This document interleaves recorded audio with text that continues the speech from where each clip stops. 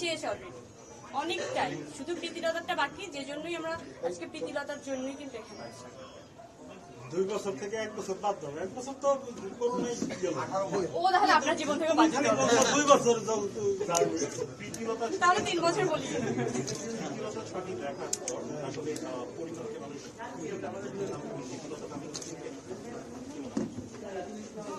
না, এখন তো কেউ কেউ নিউজের মধ্যে আসলে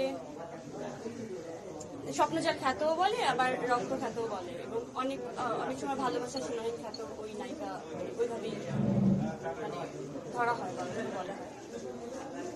এটা আসলে একটা অ্যাচিভমেন্ট থাকে না জীবনে, হতে পারে এটা নতুন একটা অ্যাচিভমেন্ট একজন আর্টিস্ট হিসেবে। পরিমণি বাকি ছবির আপডেট গুলো একটু জানতে চাই, কবে শুটিং এ যাচ্ছে?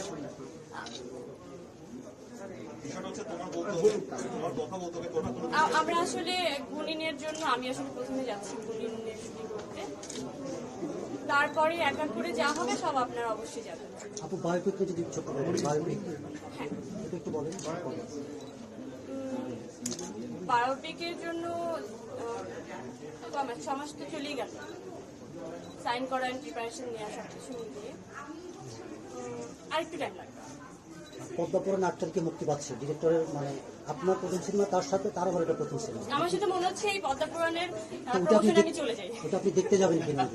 শুভ্রা থেকে রাবেয়া, শুভ্রা থেকে রাবেয়া, সেলিম ভাইকে কিভাবে দেখছেন এবং চিত্রনাট্যের সঙ্গে আগে আমরা স্বপ্নজালে যে শুভ্রাকে চিনতাম, এখন গুণিনে গিয়ে আপনি রাবেয়া হচ্ছেন, তো এই জার্নিটা এবং এই গল্পটা আপনি এখন কি রাবেয়া বলে আমাদের কাছে আসবেন নাকি স্বপ্নজাল হয়ে থাকবেন? আসলে চিত্রনাট্যটা কিরকম দেখছেন আপনি রাবেয়া? দেখেন, সেলিম ভাইয়ের যে কাজগুলোর মেইন আসলে আমার কাছে যেই বিষয়টা আসলে সেটা শুধুই সেলিম ভাই, মানে আমি সেলিম ভাইয়ের কাজ করতেছি, এটাই আসলে আমার কাছে অনেক বেশি গুরুত্ব। আসলে আমাকে সেলিম ভাই শুধু আমাকে না, প্রত্যেকটা ক্যারেক্টারকে এমনভাবে বিশ্বাস করে, কারণ সেই বিশ্বাসের উপরে আমাদের আসলে ভরসা, মানে ওই বিশ্বাসটা আমাদের আসলে আছে সবার। যেটা জানতে চাইছি, শুভ্রা থেকে রাবেয়া, এই রাবেয়াটাকে চরিত্রটাকে কিভাবে দেখছেন? আমরা কি স্বপ্নজালে শুভ্রাকে যেভাবে মানে সমাদৃত করছি, সেই হিসেবে রাবেয়াটা কিরকম হয়ে উঠছে? নাম, ক্যারেক্টার সবকিছু ভিন্ন। একটু গল্পটা জানতে চাচ্ছি, রাবেয়াটা কি মারবে ওকে, সেলিম ভাই জানলে মারবে ওকে।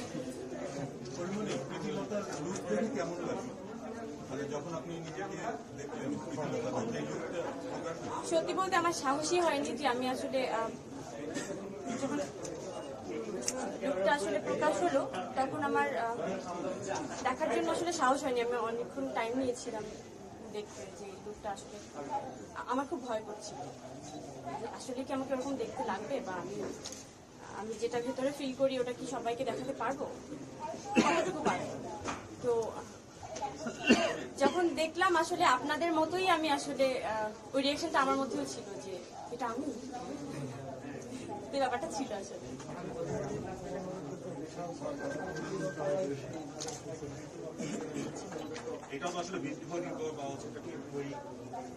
এখানে শুধুই আমি দাঁড়িয়ে আছি আজকে প্রীতিলতার জন্য, পরিমণিকে আটকে রেখেছি আসলে।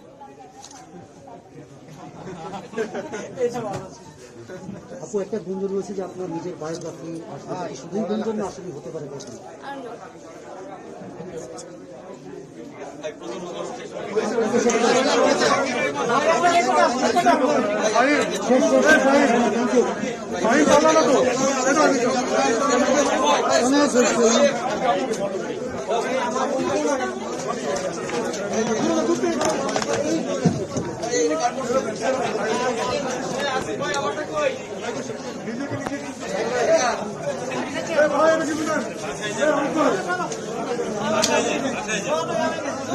আবার